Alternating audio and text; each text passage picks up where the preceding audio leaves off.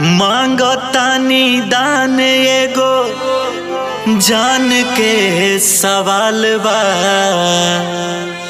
जिंदगी या मौत से जुझत ये गुलाल बा। बांटने के काम एह में देर न लगाई जा। मिलके सभे बबुआ के जिंदगी बचाई जा।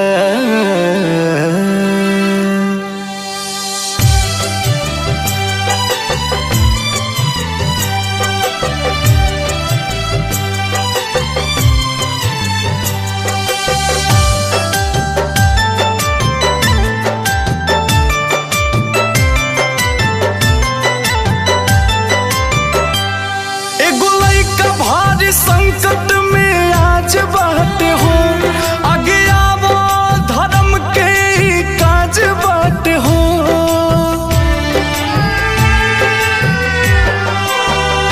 एगो लइका भारी संकट में आज बात हो, आगे आवो धर्म के काज बात हो।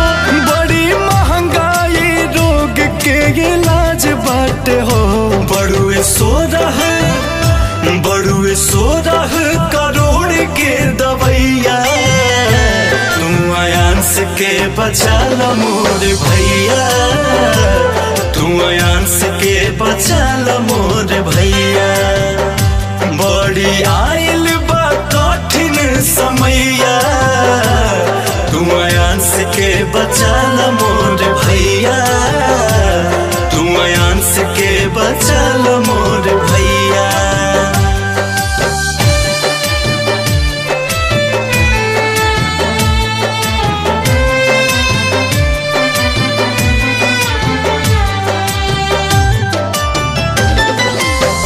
छोटे गो परान बाटे कैसन लाचारी हो। धरना दुश्मनों के ऐसन बीमारी हो।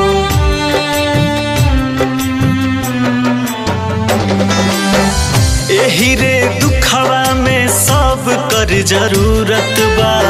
तबे नु जाई विपत्तिया भारी हो।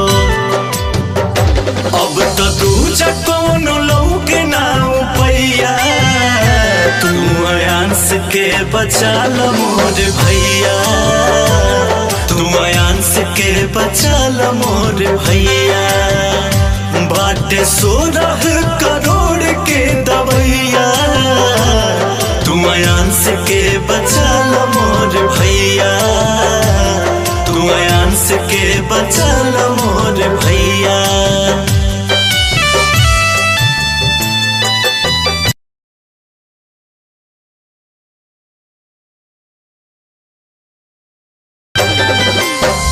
फटला सुन के जब दूसरा के छतिया हो, कैसन होई माई बाप के हलतिया हो।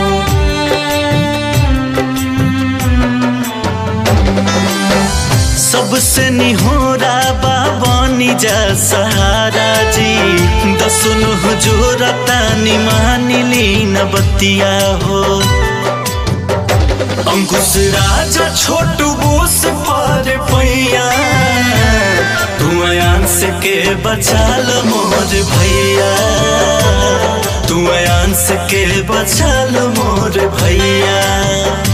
बाटे 16 करोड़ के दवैया, तू आयांस के बचा ल मोर भैया। तू आयांस के बचा ल मोर भैया।